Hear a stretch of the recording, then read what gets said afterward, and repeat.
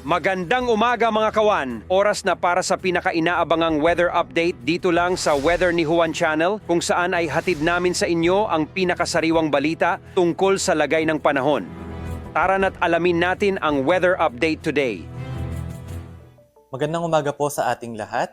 Narito ang magiging lagay ng panahon para sa buong maghapon sa araw na ito, November 7, 2023, araw ng Martes.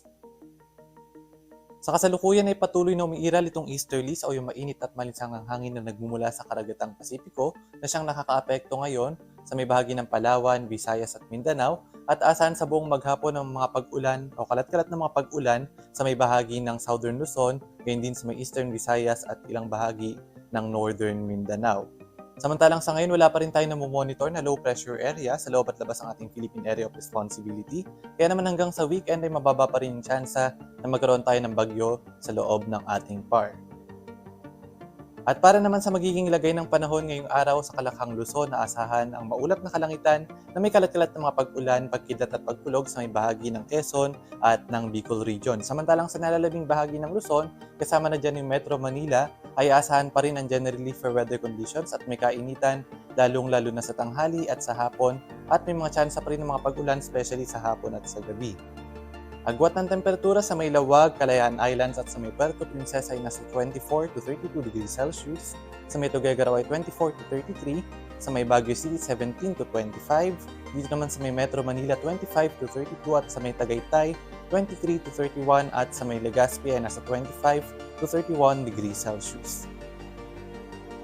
At para naman sa magiging lagay ng panahon sa Kalakhang, Visayas at Mindanao, asa natin sa buong maghapon ang maulap na kalangitan na may mga pag-ulan dito sa may bahagi ng Eastern Visayas, sa may Dinagat Islands at sa may Surigao del Norte at possible din po yung mga malalakas na mga pag-ulan. Kaya iba yung pag-iingat sa ating mga kababayan na nakatira sa mga lugar na ito.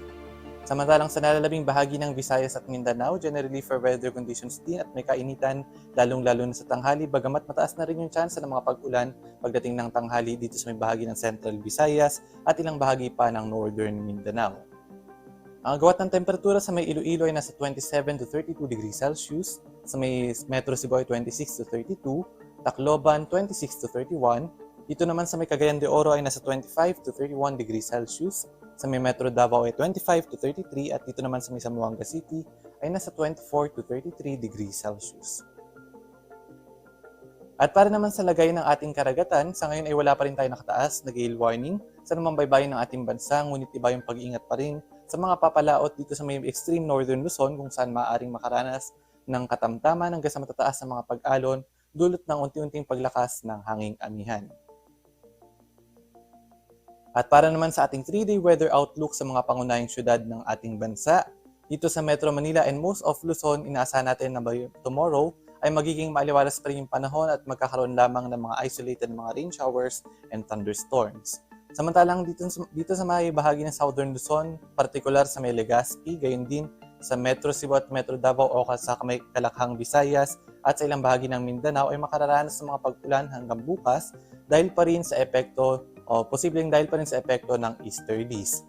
At sa mga susunod na mga araw, especially by Thursday onwards, asa naman ang generally fair weather conditions sa malaking bahagi ng ating bansa. Agwat ng temperatura sa Metro Manila ay nasa 24 to 33 degrees Celsius, sa may Baguio City 16 to 25, sa may Legazpi ay nasa 24 to 32 degrees Celsius, sa may Metro Cebu ay 25 to 32, at sa may Metro Davao naman ay 24 to 32 degrees Celsius. At ang ating sunrise ay 5:53 AM at ang sunset naman ay nasa 5:26 PM. At yun po ang pinaka-latest na balita tungkol sa ating panahon. Maraming salamat sa inyong patuloy na suporta at pagtangkilik sa Weather ni Juan Channel. Huwag kalimutang i-click ang subscribe button at pindutin ang notification bell para lagi po kayong updated hindi lang sa mga bagong balita ukol sa ating panahon, pati na rin sa mga trivia at dagdag kaalaman tungkol sa ating kalikasan. Ingat palagi mga kahuan!